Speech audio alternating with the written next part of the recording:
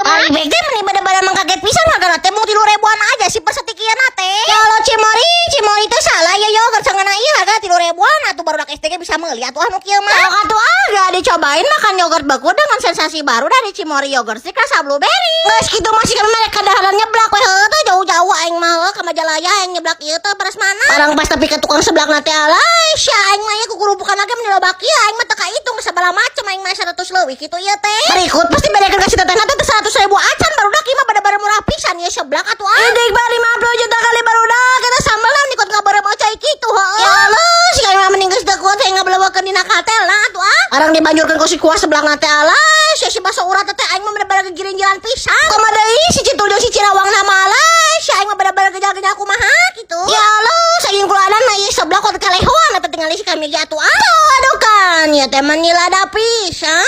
Lanjut ada in lab ka mana lagi?